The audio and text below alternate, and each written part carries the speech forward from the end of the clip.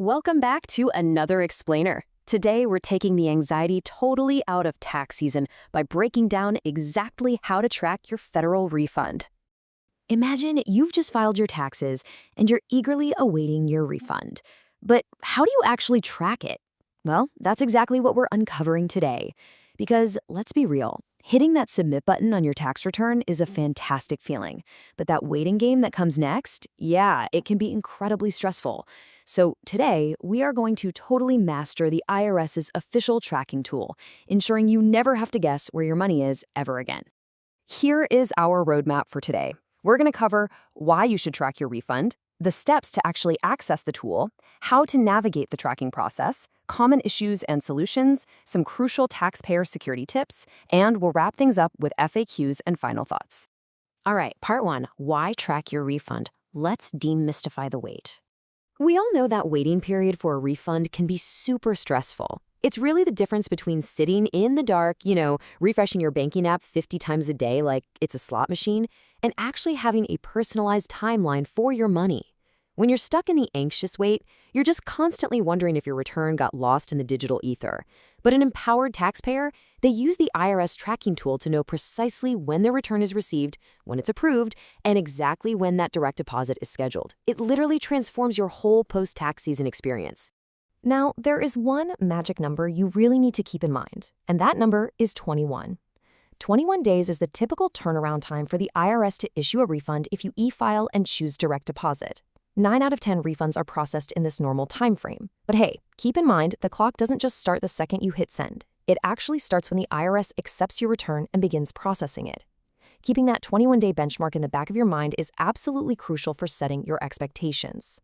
Moving right along to Section 2, steps to access the tool and gathering your info. Before you even open your browser or grab your phone, you absolutely must gather 3 specific pieces of information to pass the IRS's strict validation parameters. First, you need your Social Security number or your individual taxpayer identification number. Second, your exact filing status, so whether you're single, married filing jointly, head of household, that sort of thing.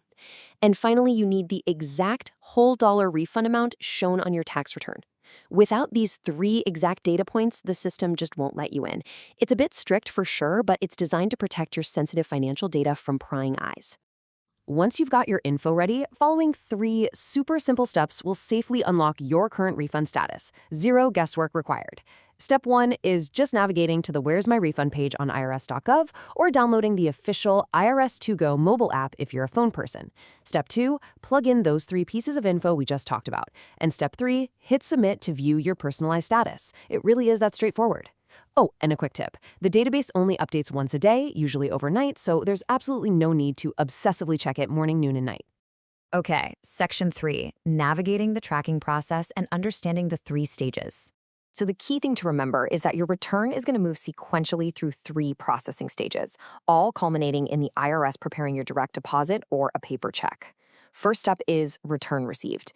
This just means the IRS has your return and is actively reviewing it. Usually you're going to see this within 24 to 48 hours of e-filing. Next is refund approved. This is the green light. It means the IRS has finished processing your return, confirmed your refund amount, and is prepping your payment date. Finally, refund sent. Boom. This means the money has officially been issued to your bank for direct deposit, or a paper check has literally been put in the mail. Managing expectations here is huge because your specific filing method or the credits you claim can totally shift your timeline. Like we mentioned, e-filing with direct deposit takes about 21 days. But if you kick it old school and mail a paper return, you're looking at 6 weeks or even more. And here's a really critical detail. If you claim the Earned Income Tax Credit or the Additional Child Tax Credit, tax laws that are actually designed to prevent fraud force the IRS to hold your entire refund until mid-February. So if you claim those, realistically, expect to see your money around March 1st at the earliest. All right, let's jump into Section 4, Common Issues and Solutions, where we'll decode some of that tricky IRS jargon. If you're checking your status and you stumble across Tax Topic 152, take a deep breath. It's a completely neutral code that simply confirms the IRS is working on your return. It's not an audit notice, and it's not a rejection. It's basically just the IRS saying, hey, we have your return, we're processing it, but we aren't quite ready to give you a specific date yet. Most taxpayers who see this go on to receive their refunds completely normally. Now, if you decide to dig a little deeper and check your IRS transcript, you might spot code 570. This one means your refund is temporarily paused for further review. The IRS might be verifying your identity, maybe double-checking your income against third-party records like W-2s, or they're just looking for some missing info. A code 570 basically freezes your account so the refund doesn't go out until they sort out whatever flagged the system in the first place. Often that code 570 is paired right up with code 971, which really just means you need to keep a close eye on your mailbox for a letter explaining the next steps. Code 971 is the IRS explicitly telling you, we are sending you a notice. Unfortunately, the online transcript doesn't tell you exactly what that notice says, so you do have to wait for the physical mail to arrive.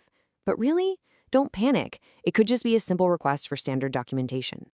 And finally, the finish line. Seeing code 846 means your money is officially on its way. Whether you had a perfectly smooth return or you had to resolve a code 570 hold along the way, code 846 is exactly what you are looking for. It means the refund has been approved, scheduled, and officially issued. If you do end up facing a delay, try following these actionable solutions to get your refund back on track without pulling your hair out. First, if you get a notice, read it incredibly carefully. It will tell you exactly what the IRS needs from you. Second, double-check your return for simple errors, like a transposed number. Third, if the IRS asks for documents, respond immediately so you can get your place back in line. And finally, just wait. Do not call the IRS until at least 21 days have passed if you e-filed.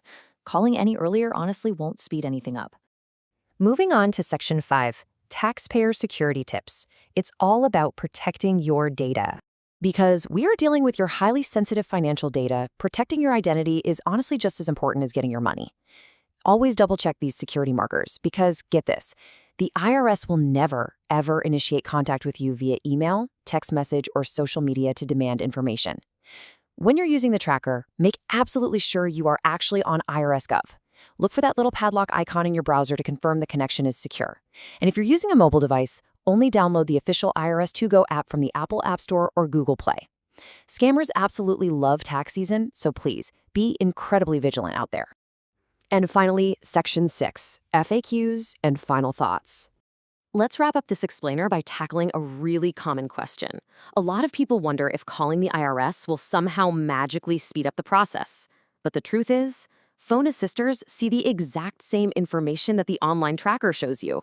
Unless it has been more than 21 days since you e-filed, or more than 6 weeks since you mailed a paper return, or the Where's My Refund tool explicitly tells you to call, picking up the phone is really just going to result in you waiting on hold for an agent to read you the exact same status you can already see on your screen. Save yourself the time and just use the digital tools. Before we go, please remember this explainer is meant for general guidance.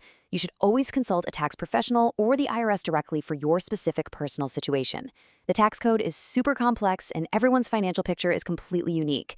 But by understanding how to use the Where's My Refund tool, you are taking a massive step toward managing your finances with total confidence. So now that you know exactly how to track your money securely and decode all those tricky IRS systems, what's the very first thing you're going to do when that refund finally hits your account? Are you going to pay down some debt, boost your emergency fund, or maybe invest in your future? Tracking your refund is really just the first step in being an empowered taxpayer. What you do with it next is where the real financial journey actually begins. Thanks so much for joining me on this explainer, and happy tracking.